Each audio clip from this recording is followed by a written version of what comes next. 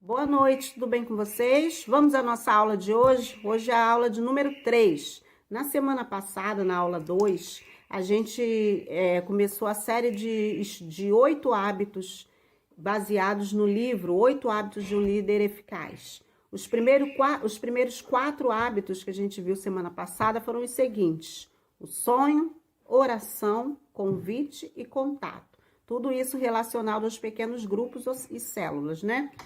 Hoje a gente vai ver os outros últimos 4 hábitos, que são preparo, né? Hábito de número 5, mentoreamento, comunhão e, por último, crescimento, que é o crescimento individual e o crescimento da célula. O que é o preparo? Preparar nada mais é que nos organizar. Lembra que eu falei de planejamento? Então, o preparo é o planejamento. O encontro de célula não deve ser preparado no dia do encontro de célula, obviamente. Ele tem que ser preparado muito antes. Assim como o coordenador, ele prepara o estudo, o líder, ele precisa preparar-se para o dia da célula. E qual é a importância do preparo? Olha lá, na página 10. O preparo traz muitos benefícios. Dá a Deus a oportunidade de agir efetivamente na célula, aumenta a confiança e a fé, dá credibilidade, aumenta a qualidade do líder e das reuniões, reforça o valor da vida da célula, que é o tempo, né, importante, e é o segredo do sucesso. Então, em tudo que a gente deve fazer, a gente precisa se preparar, né? Então, é assim, eu, por exemplo, antes da pandemia, o que eu fazia?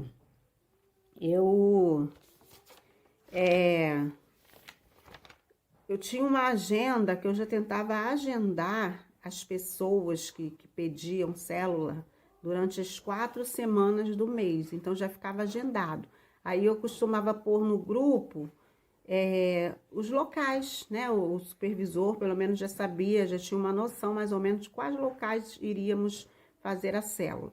Mas, quando não era possível fechar, né, todo mês, mas sempre assim, eu aprendi assim com o meu supervisor. Envia o local da célula, o nome da pessoa, quer dizer, é toda uma preparação. Mas se a célula for em casa, em sua casa, você deve preparar o local da célula, né? Ajeitar tudo, ver as cadeiras, independente de onde for, ou se não tem cadeira, se precisar levar, né? Todo o preparo antes de acontecer a reunião da célula. Mas antes de tudo isso, tem o preparo pessoal. Então, a gente ora, né? O líder, ele para um tempo, tira um tempo com Deus, ele vai orar, ele vai dar permissão ao Espírito Santo de agir em mim. Então, eu preparo pessoal. Aí aqui na apostila diz, existe algum pecado que eu, como líder, preciso confessar? Então, é tirar um tempo. Então, você tirando um tempo com Deus para se preparar, né? A célula com certeza vai fluir mais. E o preparo do local da célula, que eu falei, né? Os assentos, o lanche e tudo mais. O quebra-gelo, quem é que vai preparar, quem é que vai fazer o quebra-gelo, quem vai louvar, quem vai dar o estudo, quem vai orar. Porque lembra que acho que foi na primeira aula, na aula 1 que eu falei, que a célula, a responsabilidade não é apenas do líder, a responsabilidade é de todos os membros da célula. Então, elas precisam ser divididas. O hábito número 6 é um relativamente novo pra gente, que fala sobre mentoreamento, né? São as orientações. O que é isso? A igreja sempre nos orienta, nos ensina o quê? Uma frase aí que está descrita aí que é muito importante, que diz assim, ó: não existe sucesso sem sucessor. O autor dessa frase chama-se John Maxwell. O John Maxwell, ele também é um pastor evangélico, tá? Ele é um autor cristão, é conferencista e tem mais de 60 obras publicadas, todas elas sobre liderança. E é uma verdade isso. Tanto é verdade que não existe sucesso sem sucessor, que o maior exemplo disso, mais uma vez, é Jesus. O que Jesus fez? Jesus, ele era o Todo-Poderoso porque ele também era Deus, né? Mas ele não se achava o Todo-Poderoso, entre aspas, que a gente fala, achando que ele era tipo, só ele podia tudo, só ele sabia tudo. O que que Jesus fez? Jesus, ele preparou os discípulos para o suceder. Então, para que a obra, né, tivesse sucesso, se mantivesse ao longo dos tempos e chegasse até nós hoje, Jesus, ele preparou. Então, ele ficou durante 3 anos preparando quem? Os sucessores. O que ele falou? O que ele disse para os discípulos? Os discípulos fariam, né, os apóstolos deles, fariam obras maiores que ele. Então, ele foi um sucesso, um líder de excelência. Só que ele preparou outros líderes para continuar o trabalho que Deus destinou a ele, a missão que foi dada a ele. Então, mentorear, aí a gente vai ler na apostila mesmo, porque é algo, né, tipo, relativamente novo, como eu falei. Então, a gente vai ler para ficar bem explicado, tá? Mentorear é o quê? Cooperar com Deus para levantar um auxiliar que se torne um líder de célula altamente eficaz. Então, você é líder de célula. O que que você vai fazer? Você vai cooperar, né, de acordo com a ótica de Deus, de acordo com a palavra, e levantar um auxiliar ou um sucessor seu. E vai ser levantar esse auxiliar hoje e ele já vai amanhã? Não, é necessário um preparo. Então, você prepara sempre um sucessor. Segundo, o modo de multiplicar-se a si mesmo, quer dizer, se renovar, tá?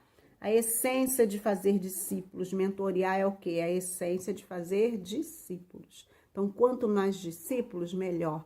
Quanto mais células multiplicarem, melhor, porque mais pessoas e mais casas são alcançadas. Mentorear é entregar o ministério para que os outros ministrem, mas lembra que eu falei lá na aula de número 1, que mesmo que a gente passe a tarefa para o outro, mas a responsabilidade é sempre do líder, tá? A parte mais duradoura da liderança de célula e mentorear é a forma de uma pessoa comum alcançar milhares. Então, alcançar pessoas para Jesus, ganhar pessoas para Jesus, é tarefa só dos evangelistas da igreja? Não. É tarefa só do pastor da igreja? Não. É tarefa de todos que conhecem a palavra de Deus, né? Então, assim, a pessoa comum pode alcançar milhares, e eu vou dizer até milhões de pessoas. E Jesus, ele alcança pessoas até hoje, né? E ainda, mentorear é seguir o exemplo de Jesus e de Paulo, né? Paulo foi um grande evangelista, ganhou muitas pessoas para Jesus. É uma excelente maneira de amar os outros, é uma maneira de manter uma prestação de contas compassiva, né? Contínua, vamos dizer assim, e é uma maneira de dizer não para o urgente. Na parte de baixo da página 11, fala assim: 7 passos para formar líderes multiplicadores e reproduzir reprodutores. Nada mais é que sucessor, sucessor, sucessor, mas não de qualquer maneira, tá? Primeiro, demonstre o que você espera reproduzir. O melhor modelo será você. Se você é um bom líder, o seu sucessor, vamos dizer assim, também será um bom líder. Segundo, descubra líderes em potencial. Todos podem ser líderes, mas a gente já viu lá na frente que necessita alguns requisitos para ser líderes. 3, página 12. Aprofunde seu relacionamento com os líderes em potencial. 4, descreva a visão de forma clara, detalhada e motivadora, para a pessoa saber, né, qual é a visão e realmente a visão precisa ser seguida, tem que ser seguida. 5, determine o compromisso a ser assumido. 6, desenvolva o seu sucessor, né? Sirva de modelo, assim como Barnabé e Paulo. Seja um mentor, ensine, né? Troque com o seu sucessor aquilo que você sabe. Seja um motivador e seja um multiplicador. E por último, envie. É o que Jesus fez.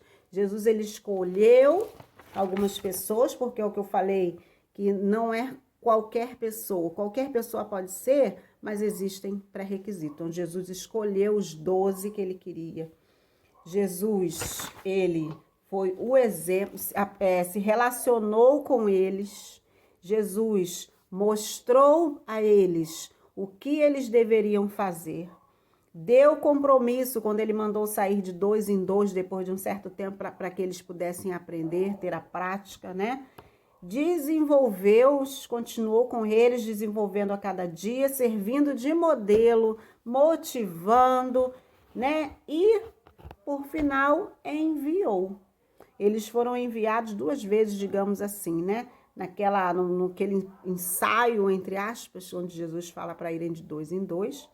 E depois, quando Jesus morreu na cruz, ressuscitou, voltou, passou mais um tempo ali e eles foram enviados às nações. 7º hábito, comunhão. A comunhão, a gente já falou muito sobre isso, né? A gente precisa estar junto com os nossos liderados, a gente precisa se reunir, se unir, abraçar, demonstrar que se importa com os nossos liderados. A comunhão na célula é muito importante, porque a comunhão vai fazer atrair pessoas novas. Se você é um líder antipático, vamos dizer assim, quem vai querer estar próximo de você? Quem vai querer fazer parte de sua célula? Né? Vai ser muito difícil. Então, você precisa ser simpático, estar à disposição, demonstrar interesse, envolver o seu grupo e criar oportunidades para um com os outros para estar juntos na célula. A gente recebeu um estudo, foi no ano passado, não tô lembrando. Então, nessa palestra, o pastor levou algumas sugestões de atividades, né? Para a gente não ficar só na célula, ali naquele encontro de célula mesmo, a gente pode fazer algumas oportunidades, promover alguns outros momentos de comunhão. Eu lembro que ele mostrou umas fotos que o pessoal fez tipo um Masterchef, um concurso ali de Masterchef, acho que eram células de casais. A gente já teve também a oportunidade, nossa célula, de fazer cinema na casa de alguém, de algum membro, ou mesmo na casa do líder. Já teve cinema na igreja. Pode ser elaborado um jantar, um churrasco, alguma confraternização, entendeu? Então, você tem que pensar em estratégias de motivação da célula e momentos de comunhão, porque também é muito bom, né? E agora, por último, o último hábito, que é o hábito número 8, é o crescimento. Na verdade, ele é a conclusão de toda coisa. Todo passo a passo que a gente faz leva ao 8º, que é o crescimento. Crescimento pessoal, crescimento da célula, né? Crescimento espiritual. A palavra de Deus diz que a gente deve crescer em estatura, mas também no conhecimento da palavra de Deus, né? Então, quando a gente cresce pessoalmente, né? Os outros crescem também conosco. Então, a gente adquire sabedoria, a gente cresce em estatura, em graça diante de Deus e graça diante dos homens. Então, assim, é um investimento. Esses 8 hábitos, gente, não é para a gente praticar de vez em quando. São hábitos diários. Então, diariamente a gente precisa orar. Diariamente a gente precisa estar em comunhão uns com os outros. Diariamente a gente precisa crescer. A gente precisa de um mentor, vamos dizer assim, porque o próximo curso que vocês vão fazer no CCL é o discipulado. Não sei se alguns já estão fazendo. Então, no discipulado, a gente precisa encontrar ou precisa apresentar, né? Esse período agora, esse semestre, quem está dando o discipulado é o pastor Rogério. Então, o pastor Rogério certamente, se não pediu, vai pedir que vocês indiquem quem é o seu discipulador. É a mesma coisa do mentor, né? Então, assim, a gente precisa de alguém, a gente precisa de um espelho. A gente se espelha em Jesus, mas a gente precisa também de alguém para nos ajudar a crescer espiritualmente, tá bom? Então, não esqueçam, se esforcem no crescimento espiritual e todas as outras coisas, né? Como diz a palavra de Deus, a palavra diz: buscar em primeiro lugar o reino de Deus e as demais coisas serão acrescentadas, né? Então, assim, a gente buscando o nosso crescimento, buscando conhecimento, buscando mudança de hábitos, né? Nos esforçando para praticar coisas que a gente não praticava anteriormente, com certeza a gente vai obter sucesso, tá bom? Então, esse é a nossa aula de hoje. E para fechar, são os 10 mandamentos do crescimento pessoal. Mandamento número 1, escolha ser uma pessoa em constante crescimento. Estudar nunca é demais, aprender nunca é demais. Quem você é hoje é o resultado das escolhas que você fez no passado. E quem você será amanhã? Bom? Número 2, enfoque suas atividades e estabeleça alguns alvos. Lembra do sonho lá? Esses alvos devem ser o quê? Devem ser simples, mensuráveis, atingíveis, relevantes, orientados pelo tempo. Em quanto tempo você quer atingir esses alvos, tá? Número 3, reúna as ferramentas necessárias do que você precisa para você alcançar esse seu sonho, esse seu alvo. Número 4, desenvolva um plano que se adapte a você. Não adianta você sonhar alto demais. Lembra que tem que ser algo simples e atingível? Então, assim, você tem que fazer algo que se adapte a você, a sua realidade. Número 5, planeje o tempo necessário. As pessoas mais bem-sucedidas aproveitam o tempo que outras pessoas desperdiçam. Número 6, semeie antes, escolha depois. Semeie antes, escolha depois. Ninguém colhe se não semear. Então, a gente precisa semear. Semear a coisa certa para colher a coisa certa. Eu não vou semear abóbora e vou colher tomate. Eu não vou semear bomba e vou colher sonho. Então, assim, a gente precisa semear, mas precisa semear a coisa certa. Número 7, preste contas da sua vida. Peça ao seu líder de célula ou discipulador para cobrar de você seu progresso. E para isso, mantenha um registro por escrito para que ele possa avaliar. Então, assim, a gente precisa ter alguém a quem a gente buscar e recorrer. Às vezes a gente está tão parado e a gente precisa pedir a alguém, ó, me cobra, me dá aquela sacudida de vez em quando. Tem gente aí que às vezes eu vejo que está um pouquinho parado, e aí, vamos lá, né? Então, a gente precisa de alguém que nos ajude, um discipulador, ou mesmo líder da célula. 8, compartilhe o que você aprendeu com os outros. Aprenda para ensinar e ensine para aprender. 9, associe-se a pessoas em crescimento, não em derrota. Provérbios 27:17 diz isso. E 10, coloque em prática o que você aprendeu, use ou esqueça. Porque se você aprendeu algo que foi ruim para você, uma experiência ruim, esquece, tá? Então, você usa isso para esquecer, para você fazer melhor, tá bom? Uma boa noite, uma boa semana para todos, até a aula 4. Na aula 4, no final da aula eu vou passar a prova, tá bom? Vou dizer qual vai ser a avaliação de vocês. Até lá!